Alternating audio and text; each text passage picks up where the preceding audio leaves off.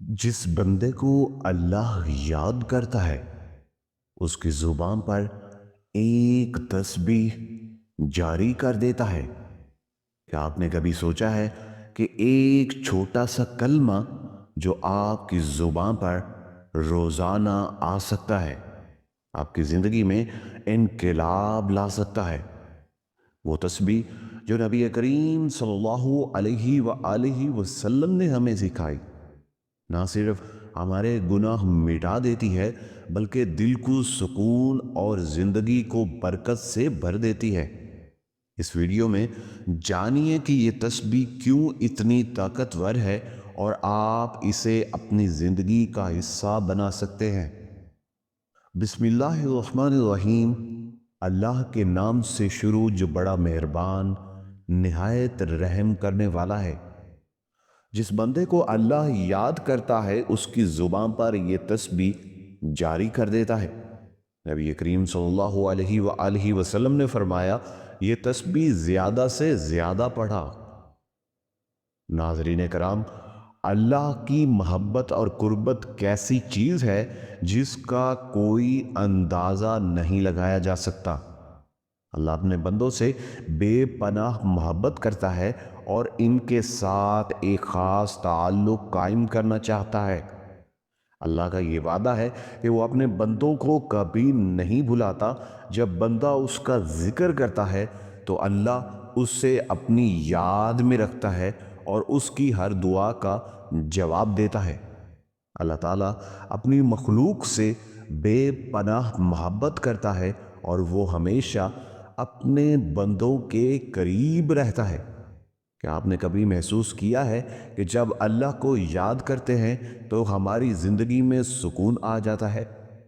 اللہ اپنے ذکر کرنے والے بندے کو سکون سے بھر دیتا ہے، اور وہ بندہ جو اللہ کی رضا اور محبت کے لیے اس کا ذکر کرتا ہے، اللہ اسے اپنی خاص محبت سے نواز دیتا ہے اور اس کے دل میں سکون اور اطمینان ڈال دیتا ہے۔ اللہ تعالیٰ کی رحمت، فضل اور اس کے احسان و کرم کو یاد کر کے بے قرار دلوں کو قرار اور اطمینان حاصل ہوتا ہے۔ یوں ہی اللہ تعالیٰ کی یاد محبت الہی اور قرب الہی کا عظیم ذریعہ ہے، اور یہ چیزیں بھی دلوں کے قرار کا سبب بنتی ہیں۔ حقیقت یہ ہے کہ اگر یہ بھی کہا جائے تو یقیناً درست ہوگا کہ ذکر الہی ہی دلوں کا قرار ہے، اسی لیے پریشان حال نہیں رہتے۔ جب میں یاد کرتا ہوں اللہ کا ذکر، دل کو سکون آنا شروع ہو جاتا ہے۔ قرآن مجید میں اللہ رب العزت فرماتے ہیں، بے شک دل کا سکون اللہ کے ذکر میں ہے۔ انسان پوری دنیا میں سکون تلاش کرتا ہے، لیکن حقیقت میں سکون صرف اللہ کی یاد میں ہے۔ جب دل میں سکون ہوگا تو زندگی میں بھی سکون نظر آئے گا۔ جو قلب میں یاد خدا بسائے گا وہ روحانی سکون پائے گا۔ قرآن مجید میں ارشاد الہی کا مفہوم ہے کہ شیطان اس پر غلبہ پا لیتا ہے اور اسے اللہ کی یاد سے غافل کر دیتا ہے۔ اللہ کے ذکر کو دل سے پھیر کر شیطان انسان کو گناہوں کی طرف مائل کرتا ہے اور انسان ہمیشہ غافل ہی رہتا ہے۔ نبی کریم صلی اللہ علیہ وآلہ وسلم نے فرمایا، اللہ کا ذکر اس طرح کثرت سے کرو کہ لوگ تمہیں مجنوں کہنے لگیں۔ خوش قسمت ہیں وہ لوگ جو دنیا کے ساتھ اپنی آخرت بھی سنوار رہے ہیں اور کہ جن کے دل کے اللہ کے ذکر سے غافل نہیں ہوتے۔ ان کی شان میں رسول اللہ صلی اللہ علیہ وآلہ وسلم نے فرمایا، حضرت ابو ہریرہ رضی اللہ تعالی عنہ سے روایت ہے کہ ہم نے رسول اللہ صلی اللہ علیہ وآلہ وسلم سے سنا، قیامت کے دن اللہ عز و جل فرمائیں گے، ان کے چہروں پر نور چمکتا ہوگا اور وہ موتیوں کے ممبروں پر ہوں گے، لوگ ان پر رشک کرتے ہوں گے۔ اور یہ وہ لوگ ہیں جو اللہ کا ذکر کرتے تھے۔ تسبیح دراصل اللہ کی پاکی اور عظمت کو بیان کرتی ہے۔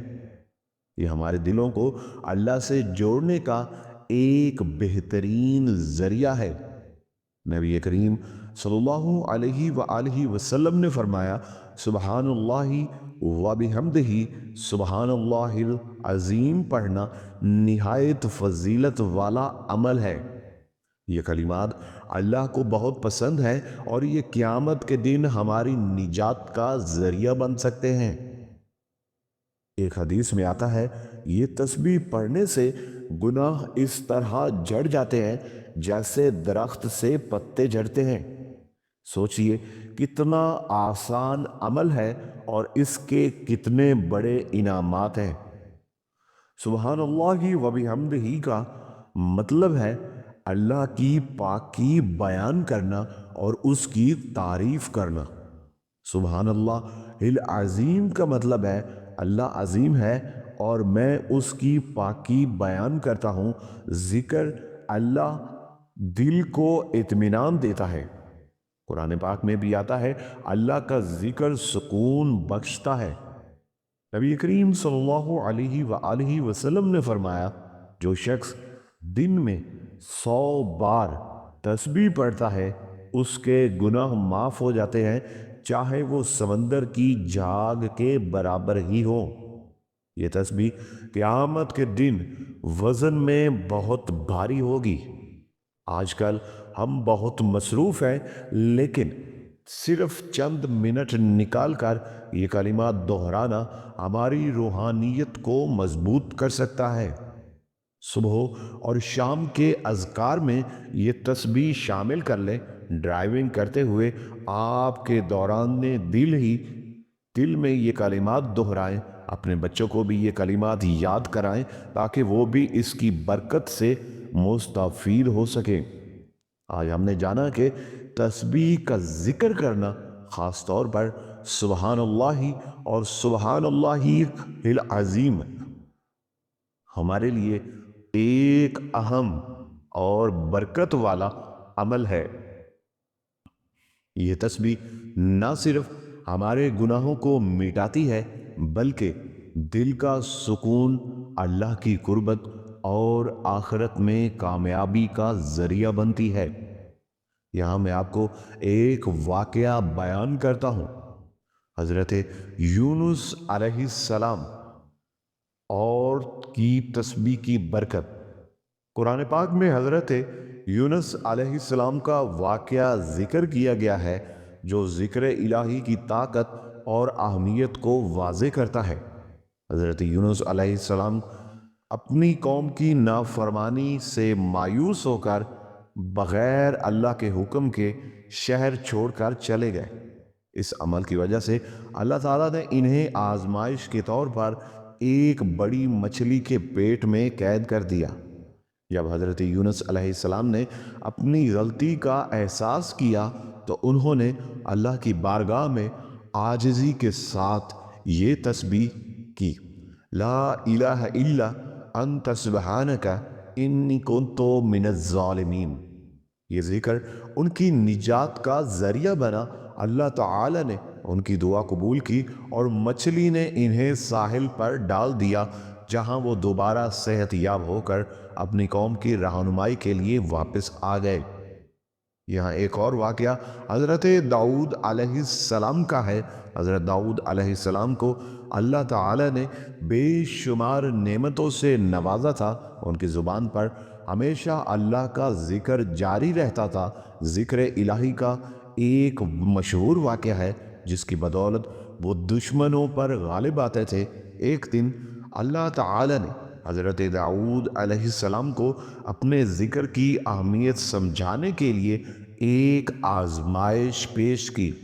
اللہ تعالیٰ نے حضرت داؤد علیہ السلام کے سامنے پہاڑ کو سجدہ کرنے کا حکم دیا تاکہ اللہ کی حمد میں زیادہ مشہور ہوں۔ حضرت داؤد علیہ السلام نے اللہ کے حکم کی تعمیل پابندی کی اور دل و جان سے اللہ کا ذکر کرتے رہے۔ یہ واقعہ اس بات کی دلیل ہے کہ اللہ کا ذکر اور تسبیح اتنی طاقتور ہے کہ اس کے ذریعے انسان ہر محفل، ہر آزمائش سے نکل سکتا ہے اور اللہ کی رضا حاصل کر سکتا ہے۔ حضرت داؤد علیہ السلام کے ذکر کی برکت سے اللہ نے ان کے دشمنوں کو ہلاک کر دیا اور مزید برکتوں میں اضافہ کیا۔ آج سے ہم سب عہد کریں کہ دن میں کم از کم کچھ منٹ نکال کر یہ تسبیح ضرور پڑھیں۔ یہ ایک چھوٹا سا عمل ہے لیکن اس کے اثرات بہت بڑے ہیں۔ یاد رکھیے، اللہ کو یاد کرنا ہی ہماری اصل کامیابی ہے۔ اللہ تعالی ہم سب کو نیک عمل کی توفیق عطا فرمائے۔ آمین ثم آمین۔